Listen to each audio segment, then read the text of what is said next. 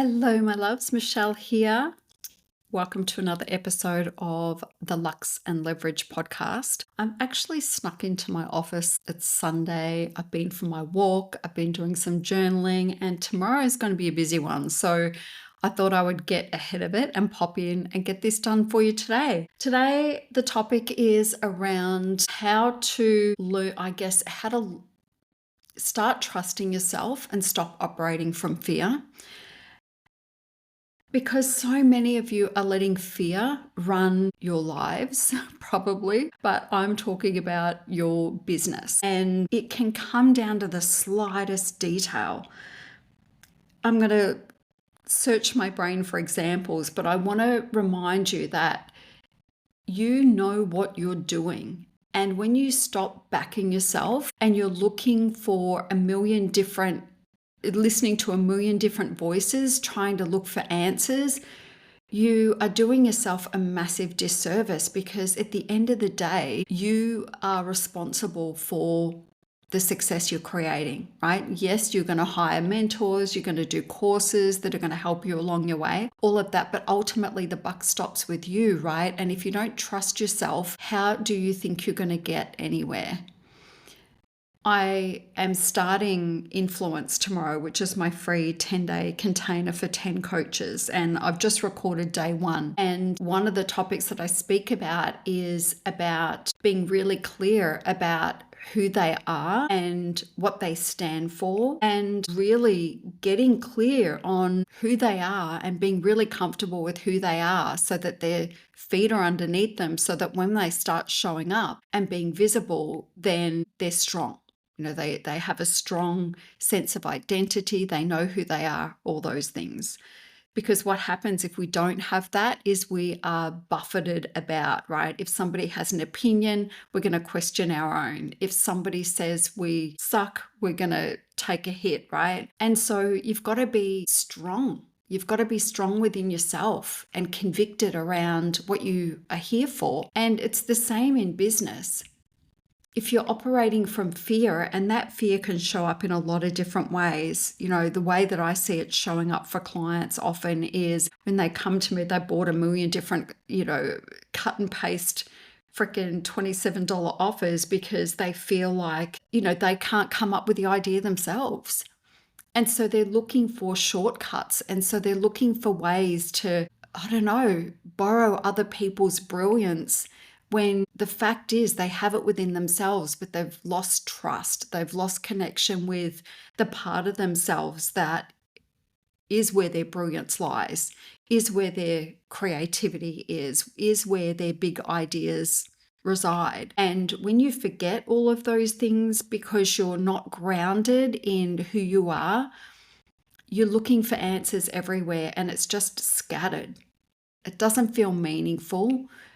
You're not connected to whether something works or not, because it's just another throwaway tactic that you're going to throw at the internet and hope for the best. And it all can feel very, very messy and scattered. And that's not what we came here to do, right? We came here to build a legacy. We came here to create impact. We came here to build wealth for ourselves and for our clients in whatever area you're working in, whether that's relationships or health or, whatever area of wealth you want to hang your hat on.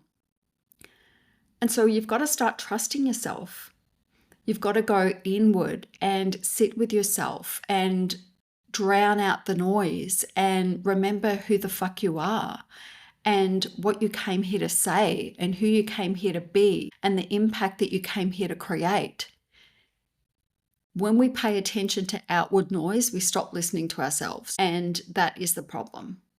And so it's so amazing for me when a client comes to me and they know who they are and what they came here to do, but they just don't know how to pull it all together. Somebody that isn't confident, and this is who I would turn away every day of the week. It's the person that is, maybe they're happily entrenched in the corporate world and they've got this little secret desire to start a business, and they come to me, what's a really good idea for a business? What's a good niche for me to be in? It's like, no.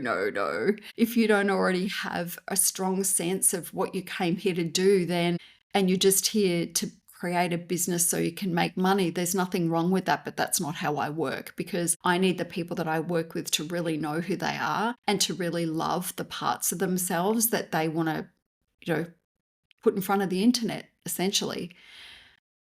And so what would it look like if you stopped operating in fear? And that fear could be, what will people think? What if it fails? What if I piss somebody off? What if somebody else is already doing it and they think I'm copying them? What if, what if, what if?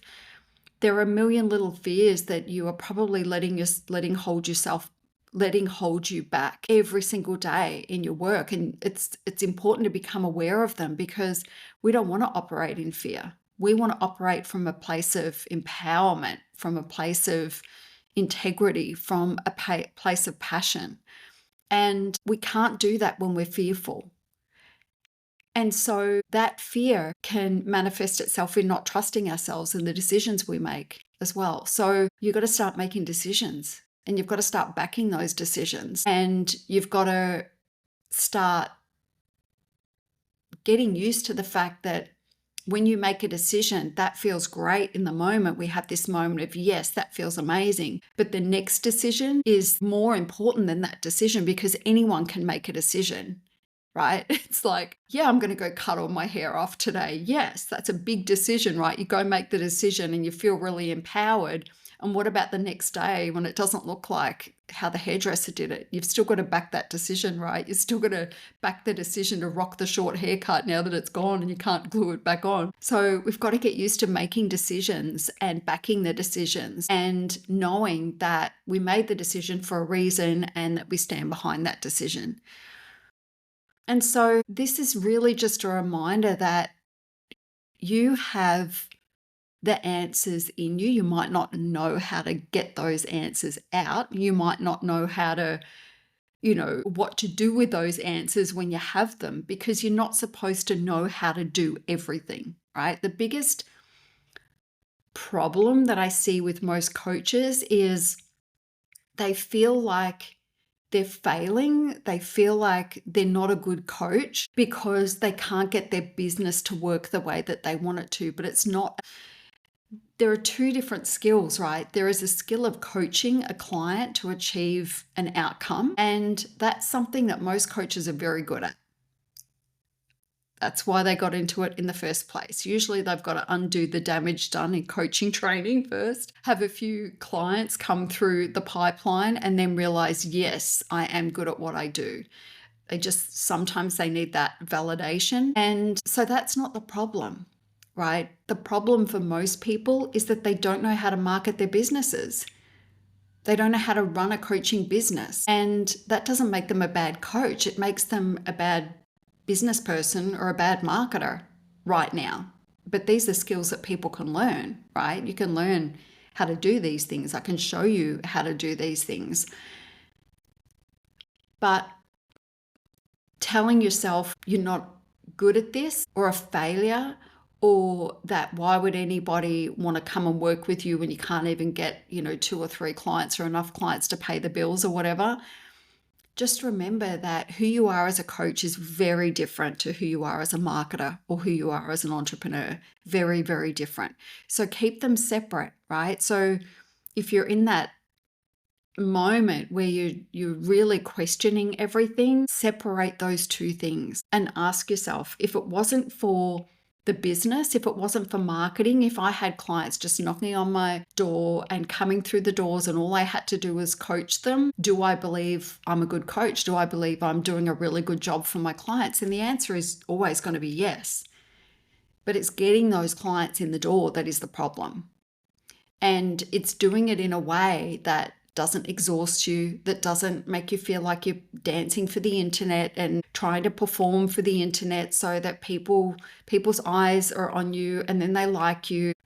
I love strategy. I'm a strategist at heart, but I'm also somebody that leads with instinct and intuition, and I trust my instincts. The strategy is just, it comes naturally to me. It doesn't come naturally to a lot of people. I know that. But once you get your strategy in place and you get to show up the same way as you do coaching clients. Once you've got your strategy for client acquisition in place and you know what you're doing and you trust the strategy, and all you've got to do is show up and execute, you're going to start to feel the same way about marketing your business as you do coaching your clients.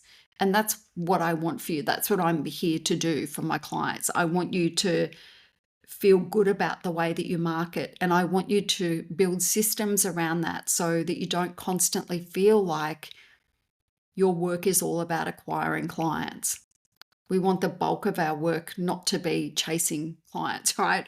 We want to have systems in place so that clients are finding us every day of the week. And I can show you how to do that. And while I'm on that subject, guess what? I am launching another round of the premium pathway before the end of the year. So I was on my walk yesterday and I was looking at the calendar in my mind and trying to work back 10 weeks so that we're not running into Christmas. And the start date is the 7th of October. So that's next month. And if you want that strategy, if you want the structure, if you want my framework for building a bespoke sales system so that you can stop running around the internet chasing clients, then listen up. You need to be part of this program. It's the last time I'm going to be running it before the price doubles. It will double in price next year. So now's the time to get on it. And so I opened this speaking about not operating from fear and backing yourself and all those things, right? And the premium pathway is going to give you the framework to be able to do that. So, we're going to figure out, the first step is the first lesson you have access to is my Becoming program, which is all about the identity shift you need to make to move into the premium end of the market and feel very comfortable there. And then we're going to look at your signature offer because everything hinges on that offer. We're going to go through your offer with a fine-tooth comb. You might not have one, or you might have one that you're sort of happy with, or you might have had one 2 years ago that you thought, nobody wants to buy this thing, so I'm going to create something else. But that was actually the program that you wanted to run. That happens so much in my world. People give up before they've really achieved what they came here to do because they don't know how to market, right? And so you might revisit something that you launched once upon a time thinking people didn't want it, but now you have the understanding and the awareness that it wasn't that people didn't want it, it's they didn't know about it and you didn't know how to market it. So we look at whatever that offer is and then we build on that. We build out your sales system so that you have leads and sales coming in every month and you don't have to work hard to achieve them. So over the last couple of weeks, I have created less content than I've created in a really long time. And the reason for that is, I had legacy running and that demanded my attention every day. And then last week I onboarded a couple of private clients and it's all hands on deck when I'm getting my private clients on board. And something had to give, and that was content. And I wasn't worried about it. My business hasn't suffered because I haven't been showing up. I've got systems in place for that. And so those things are ticking along in the background, and I could take a break from content creation and feel okay about it. The only reason I don't feel good about not creating content is because I always feel a little bit disconnected from my community when I'm not creating content. I like the feel of creating content for my community and I just feel closer, I feel connected. And so it's Sunday here and I just sat out on the back veranda in the sunshine with my laptop and I got to work. I just felt like there's something I need to say and I said it and I got my social media posts up. I emailed my list and now I'm doing the podcast and it feels really good because I enjoy doing content. But I do it because I enjoy it, not because my business is going to hinge on whether I show up or not. And that's what I want for you too, right?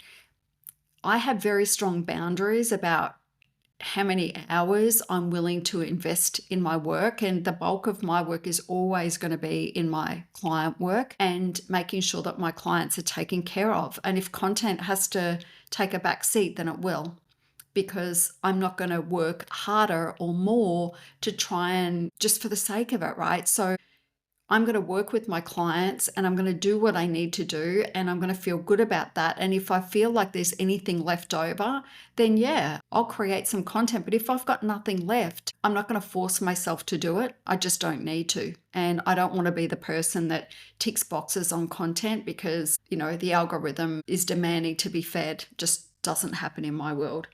Anyway, that went a little bit everywhere today, but I hope you enjoyed that one. It was really just a way to remind you that if you're operating from fear, pay attention to the little fears that show up all day, every day. And it's your job to quieten those fears. And the way that you do that is to drown them out with being really clear and passionate and purposeful about what you came here to do and came here to achieve and who you came here to be and what you came here to say. And that other stuff will get quieter and quieter. And learn to go within, back yourself, get support when you need it. Come and join me in the premium pathway. I'm not going to try to squeeze you into a formula that is one size fits all. I have a framework which gives a structure, and then it's a framework for your brilliance. Like the substance and the meat on the bones comes from you, but I have provided that framework to give it structure so that we know what needs to come first, what needs to come second. But there's a lot of room in there for you to do it your way. And that's the whole point of it. So if that sounds like something you need to be a part of, you can go to michellehext.com and you'll see on the home page is the premium pathway and you can get yourself signed up. I would love to see you inside that program, and by the end of this year you can have your system set up and running so that in 2026 you don't have to think about it. It's happening. It's a happening thing. All right, that's it. I will see you next week. I am going to the gym.